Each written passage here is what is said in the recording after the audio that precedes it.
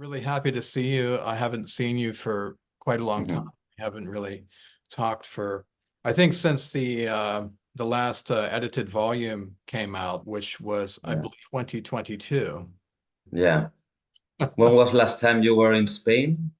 Last time I saw you was, I think, 2019. I The think so, yeah. At the oh, IAMCR conference. that's That's right. right. Well, it's really good to see you, even though it's on Zoom, Yeah, great. virtually. I'm sorry we can't have some vermouth and Yeah, it's a pity. it's maybe someday. Indeed. Yeah, I'd love to come back someday. So yeah, so we've been working together for many, many years now on our we have this shared interest in propaganda, like many of our colleagues, identifying, its various guises, trying to understand the sources of funding, the motives that, underlie its production, and the major channels that are used and protected to see its dissemination around the world. So, naturally, we've had to turn over the years to major media, even like education systems and other systems of indoctrination to try to, understand this kind of like great and complex global theater. And I know keeping in touch with you for all these years, you've been recently involved in, I think it's the Latin Union of Political Economy of That's Information right.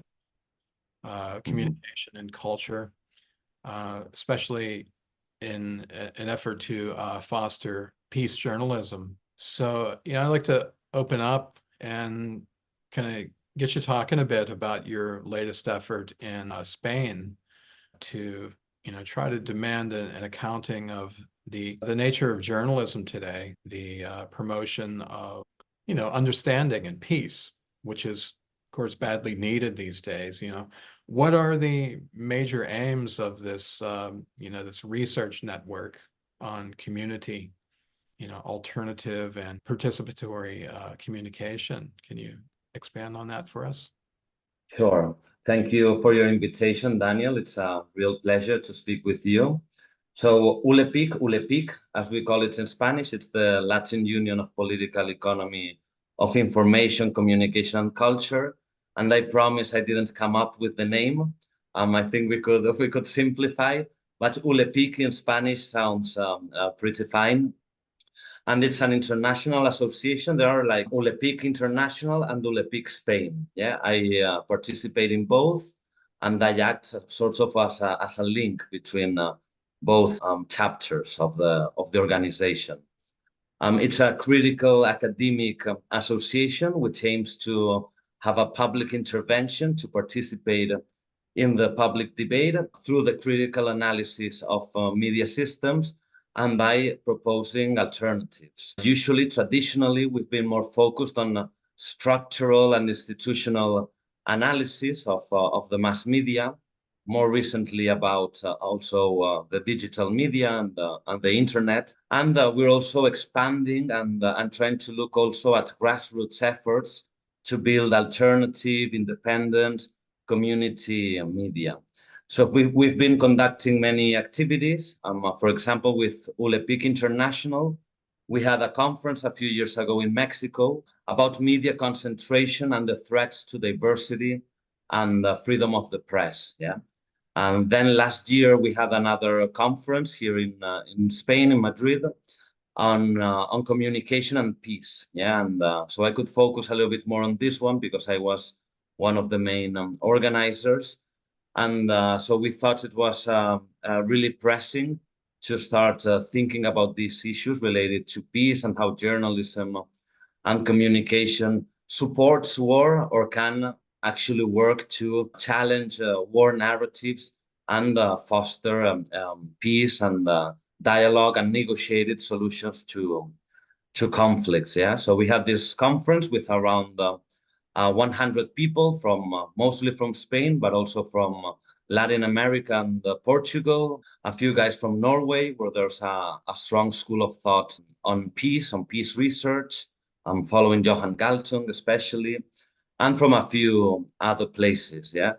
And we had like 3 keynote speakers for the opening, 3 keynote speakers for the closing, in a form of a dialogue, a more dialogical format instead of the traditional one-way keynote.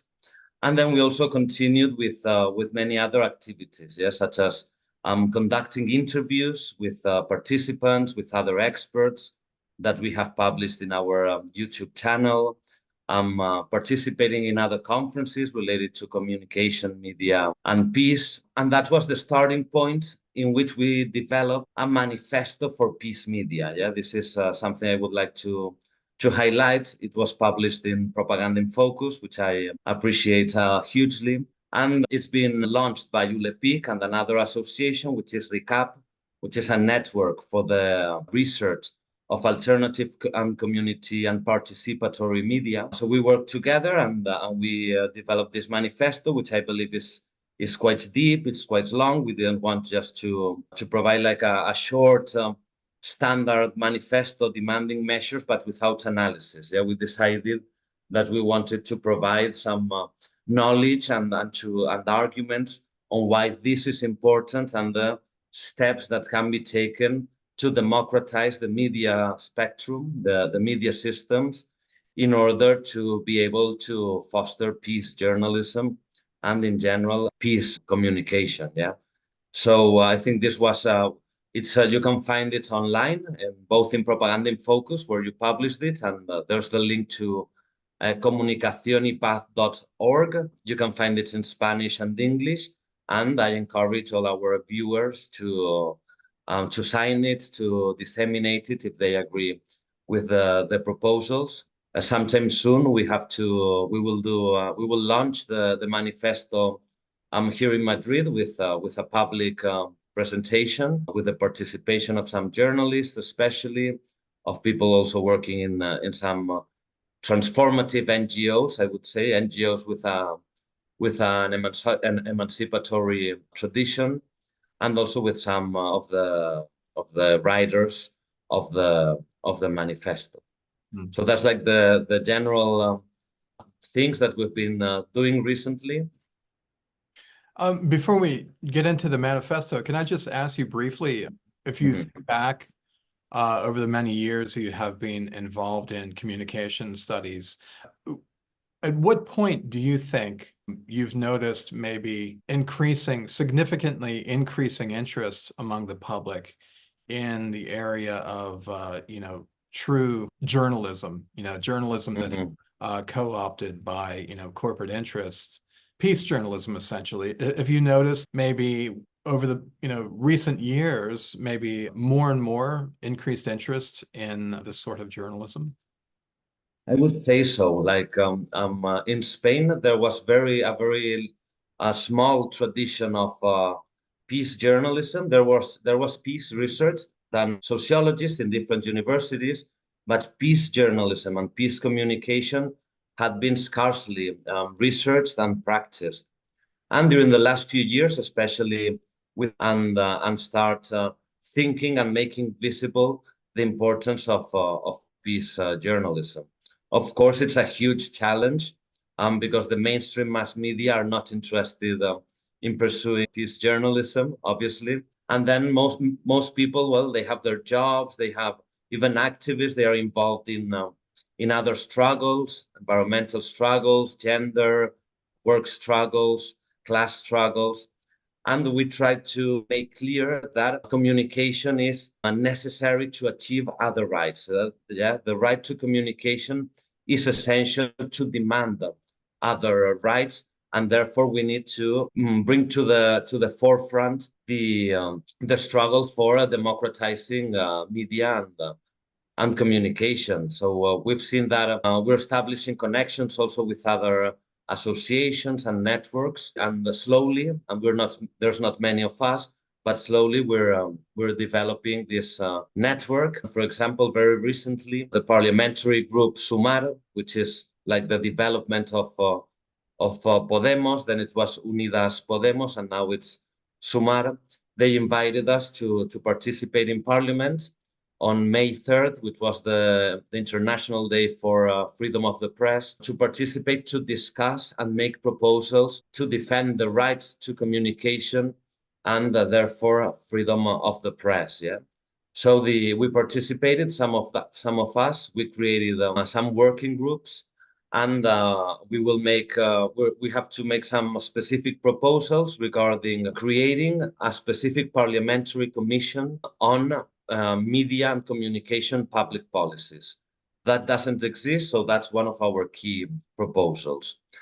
Then we also want to write some law proposals on, for example, the transparency of institutional advertising, which here in Spain is completely manipulated. Political forces, especially the right wing, funds through institutional advertising, essentially right wing and far right wing media, even though they don't have many readers, or even though they manipulate the number of readers they have. Yeah, one of them, which is like a small online outlet, claims to have many more readers, daily readers, than The Guardian, for example. It's not possible. So they receive a lot of subsidies and money through institutional advertising and with no transparency. So there's a lot, we want to promote a lot to change this, yeah.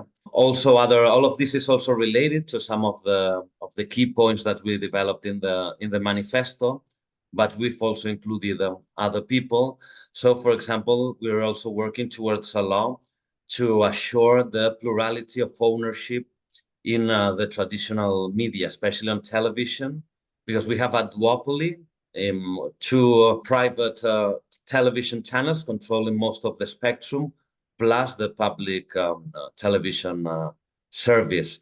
So that's fundamental. Any democracy needs the distribution of media power, and especially on television, but also in the written press, there's a high level of concentration. So establishing limits to concentration and diversifying ownership. Also by supporting financially and through other means the alternative, independent and community medias, as it has been done in other countries. Yeah. So probably we won't be successful in getting these laws approved, but at least our aim is to open up the discussion.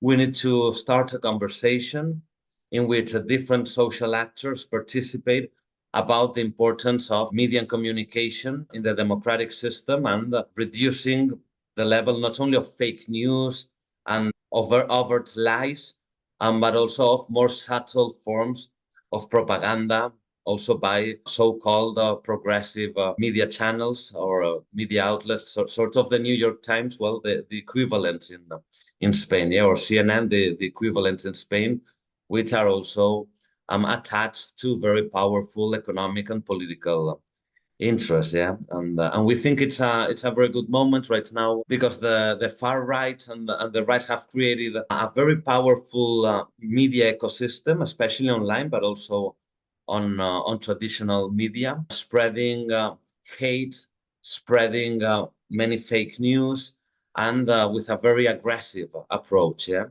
A recent victim of such attacks was the president, the Spanish president's wife, who has been accused of corruption. The Socialist Party, who's in government, and the president, they are powerful and they have some means to protect themselves.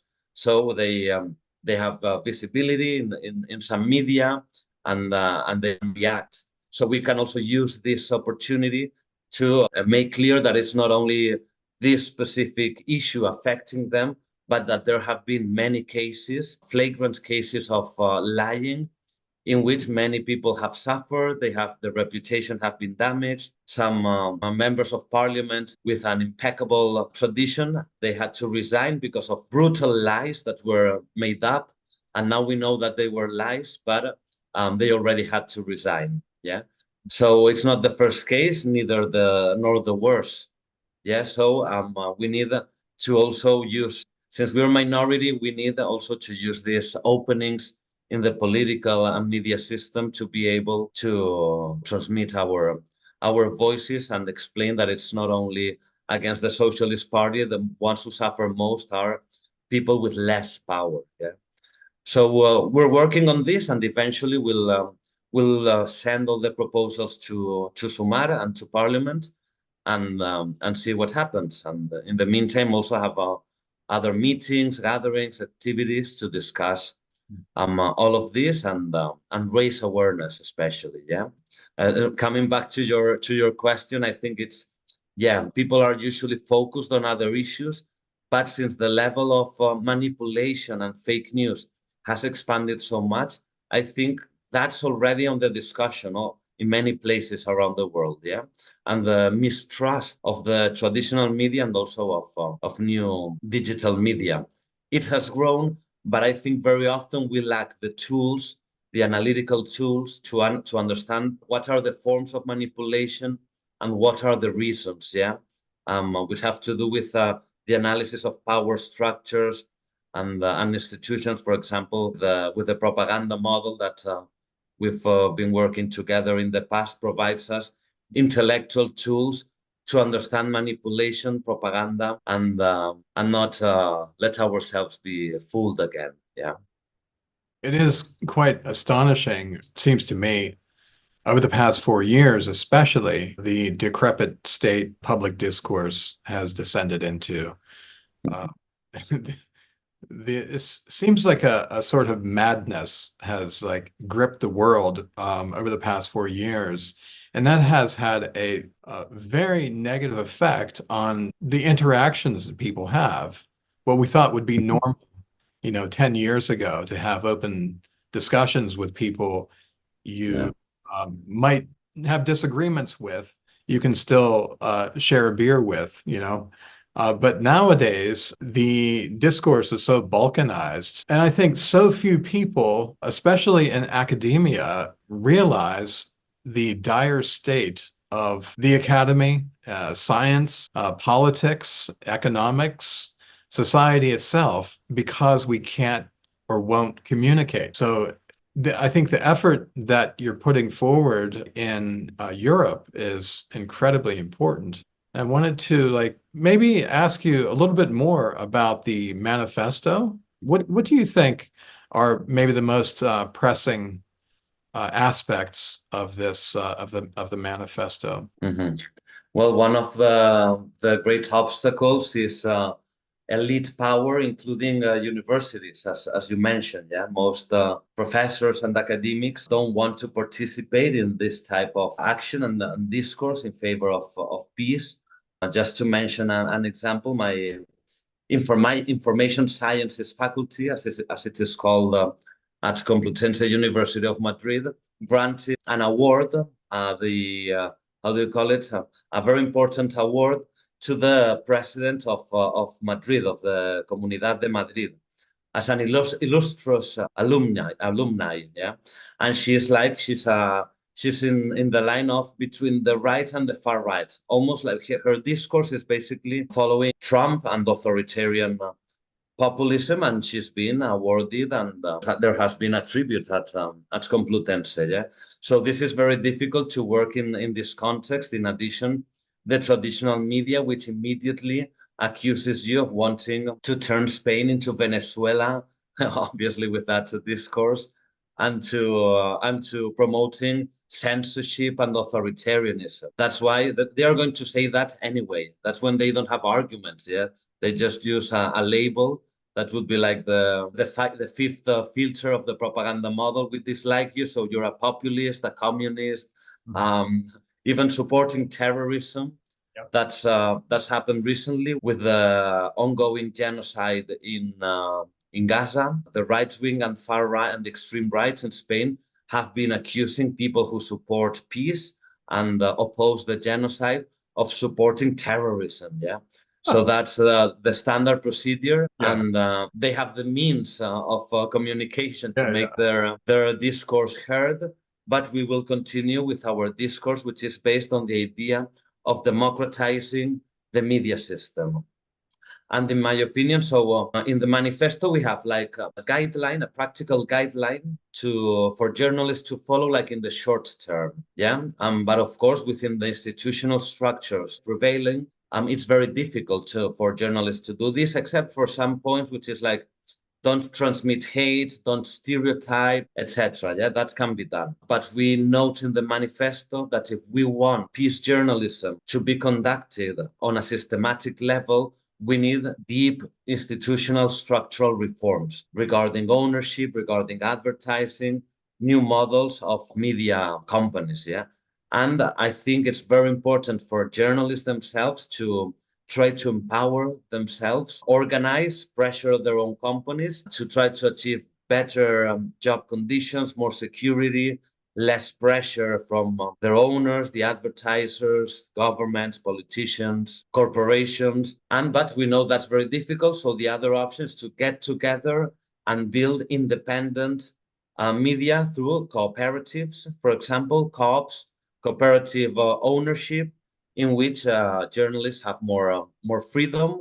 And we have several examples in Spain which are working very well. They have high levels of readership, even though they are not considered so serious by television. For if something is mentioned in the media, in the online press, to appear on television has to be said just País or El Mundo, by like in the New York Times or Wall Street Journal, but not so much by these cooperatives, even though some of them have very high levels of readership. But that's the struggle. It's working. They're financially sustainable. They depend much less on advertisers, so they are not subordinated to their pressures. If they lose one advertiser, they can still survive and continue their work. Yeah. So I think this is one of the proposals that we make that I really think it's important for journalists to do it themselves on the internet, try to develop their own media models and find models for economic or financial sustainability. Yeah, that's also a challenge, but that has to be part of the discussion. And of course, I think this can be successful if movement for media reform or for media democratization, in which journalists participate, academics, associations like ourselves, but also associations which don't work in the field of media and communication.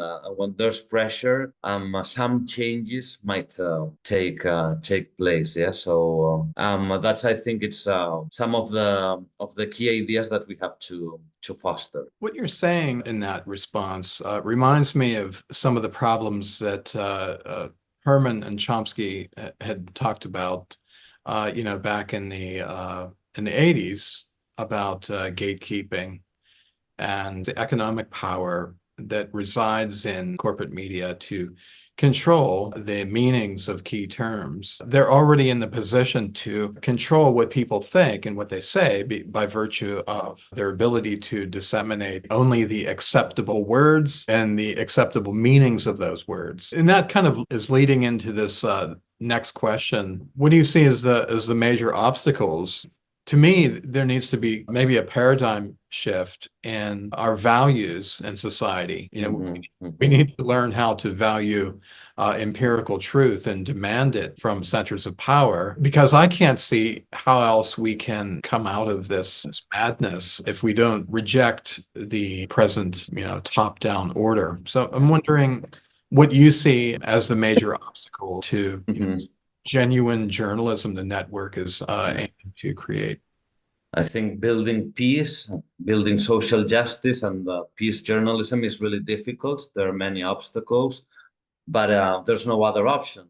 We have to try it. Otherwise, that more war, suffering, lies, and propaganda will take place. Yeah. So in the manifesto, we try to combine different intellectual approaches to make a comprehensive view of the challenges that we're facing, and based on that diagnosis, try to think the possible alternatives. Yeah. So we have propaganda studies, political economy of communication, peace journalism, and independent and alternative journalism. Those four views. And absolutely, yeah. For example, we noticed that in regards to war, like first of all, we understand peace as a form of social justice. There cannot be real peace without social justice or eco-social justice. I think that's we need to understand that if we don't build more egalitarian and free social relations and geopolitical and geostrategic relations, it will be impossible to build peace. So that means that the less powerful actors, especially civil society, needs to increase its power to confront like the enormous power held, for example, by states and corporations, no? Especially on a geopolitical level by the United States, and now we also see, we already knew it, but it's very explicit with Israel. Yeah. So, for example, we've seen the media. One of the even the progressive media are not providing a reliable account of this ongoing genocide. First of all, they don't call it genocide, like in most media outlets, including the progressive. The headlines are, or the section is, the war of Israel against Hamas, which is a manipulation. It's a genocide of Israel against all the Palestinian people. Yeah, it's the vocabulary and the meaning is very different. Yeah. And we've also seen it with regards to other wars, for example, in Ukraine, and also right now in Gaza, that peace journalism argues that we need to look at the structural violence in historical and present terms that is at the root of the conflict. Yeah. In the case of Israel and Palestine, the occupation, the Zionist project of colonialism, and apartheid and ethnic cleansing. The media don't speak about all of that. Yeah, they start their discourse on October the 7th with the attacks by Hamas. They don't mention, for example, that prior to the attacks by Hamas, that same year, Israel had killed, I think it's 241 Palestinians, most of them in the West Bank, but also in Gaza. That information is omitted. The historical background is omitted. In terms of how the events are unfolding, there's whitewashing of the genocide, even though we see that there's cracks in the system. There's some divisions among the elite on a global level and a lot of pressure from below. Yeah. So we see that there's some sort, in some media, there's some sort of sympathy and empathy towards the victims because Israel is taking it too far. It's a scandal. So the media are saying this much. Okay, take it easy. Part of the progressive media, yeah. Or in the public media, we see a more nuanced portrayal of what's going on. And for example, the main correspondent who is in Jerusalem complains about Israel not allowing her into Gaza, about Israeli authorities not allowing her to do her job in Jerusalem. Yeah. So there are some critical voices already. Yeah. But then what we also miss is the third part. We need the historical structural context, how the genocide is taking place, and then speaking about the possible solutions. Yeah. There's very little discussion about solutions on the mainstream media. Yeah. Even though there are proposals made by people in Palestine, by citizens, by organizations, also by many grassroots organizations demonstrating and protesting all around the world. Yeah. If I can mention, like here in Madrid, I'm participating in the protest camp in solidarity with Palestine.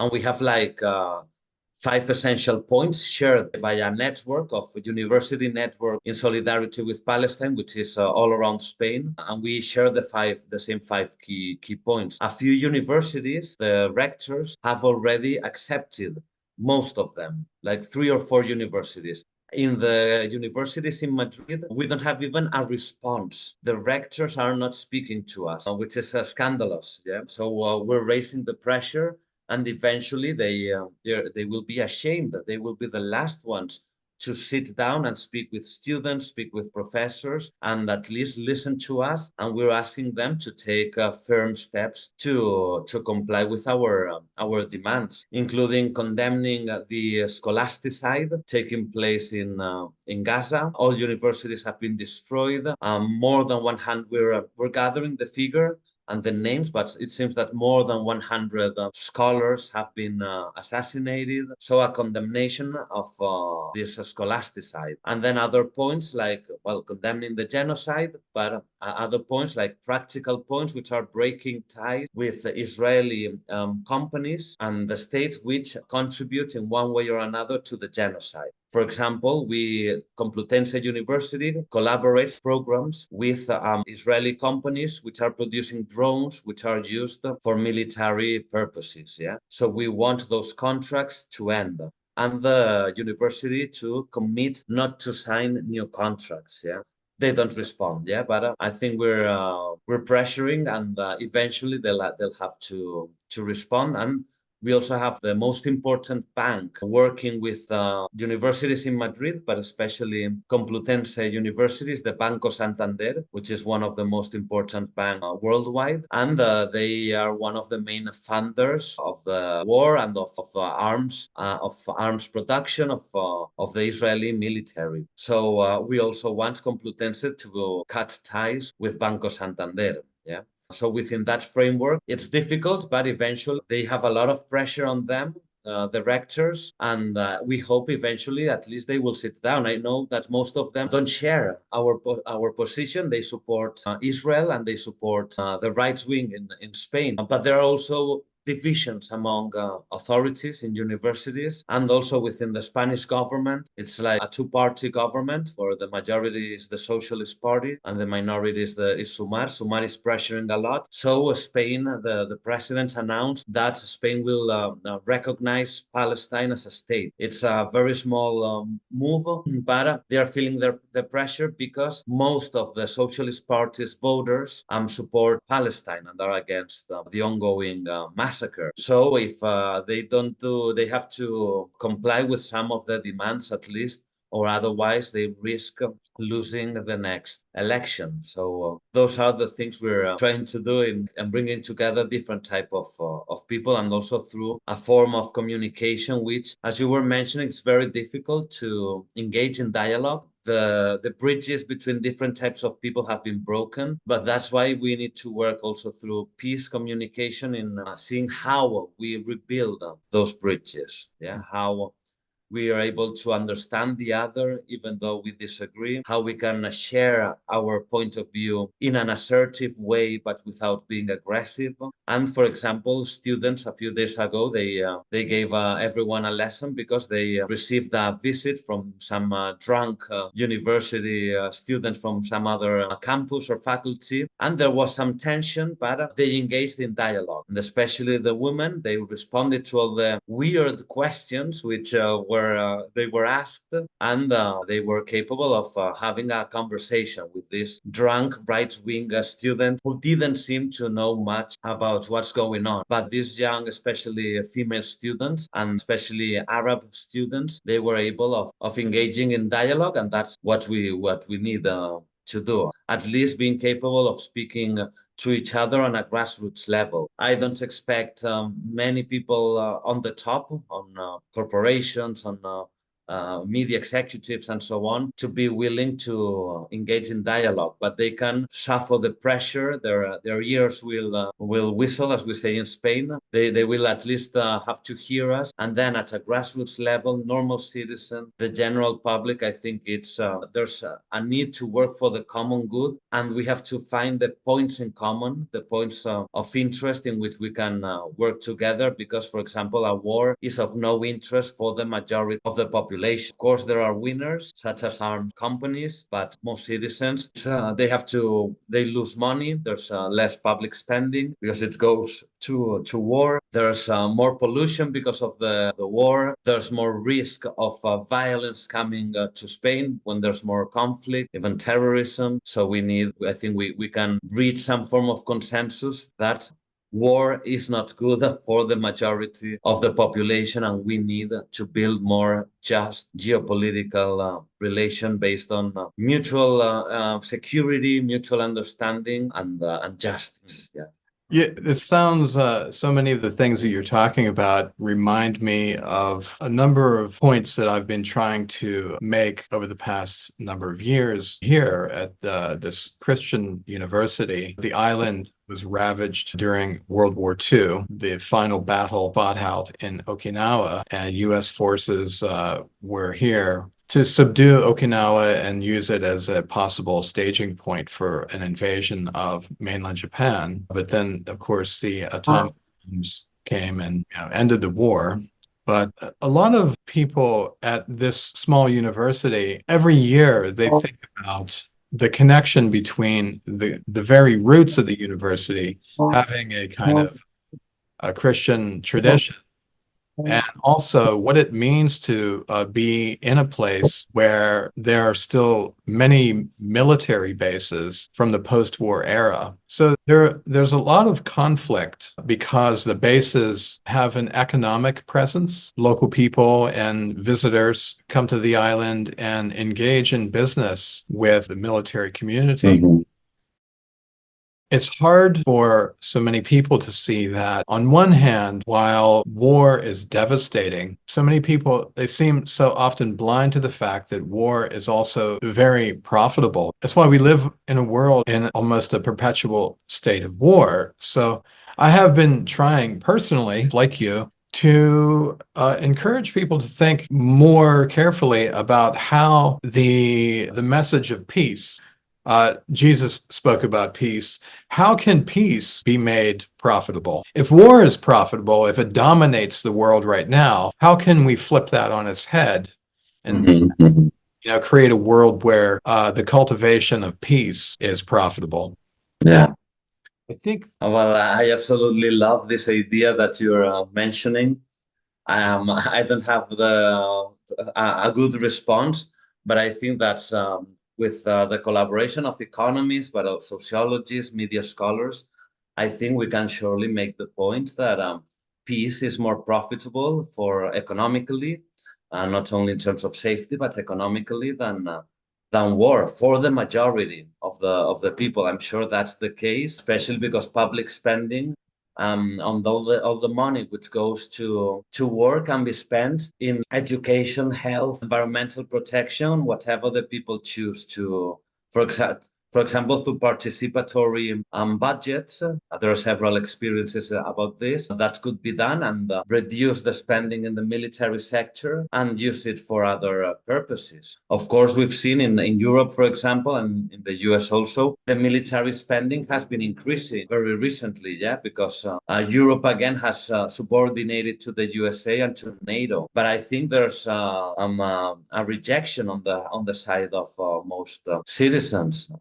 And just let me mention that we had a very and we still have very strong Catholic grassroots groups which do a fantastic work in terms of peace, of solidarity, of pressuring government even. And in the past, they would work with the left, let's call it the left. But I want to make this criticism of the left that it has broken the ties with these groups. And I think it's a mistake. We need to rebuild them that alliance. You know, like even in the past, we had theology of liberation strand and many red priests fighting against Franco and helping communists and anarchists. So, and there are still several so-called red priests here in Spain, and many people working at a grassroots level. We need to rebuild that, yeah. And also, the left has also made other mistakes, like it's very difficult to have a dialogue within the left, yeah.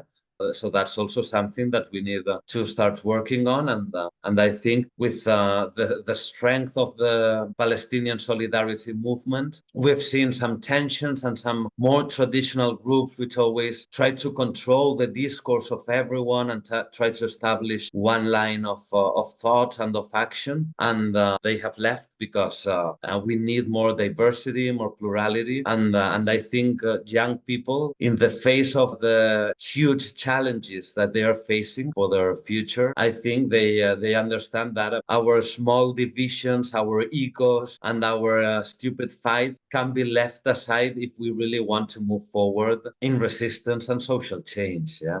So I think that's hopeful. totally. Yeah, Mhm. that's an excellent point. I think it's a really good, it's a wonderful thing, the work that you're involved in, and I hope that we can, as we continue to work in this area, always remember that our pursuit of peace will always ultimately come with a great blessing. So let's keep that in mind and keep moving forward. Well, yeah, for sure, Daniel. I hope everything goes well, that we're able of making our small contribution to the improvement of society and the media, especially in our case, and that we get together sometime soon to think what to do and to work together. Yeah, and have some vermouth. indeed. Great That seeing would be you. great. Great to see you and to speak with you, Dan. Oh, we'll talk again soon. Okay, wonderful. Take Bye care. bye. Adios.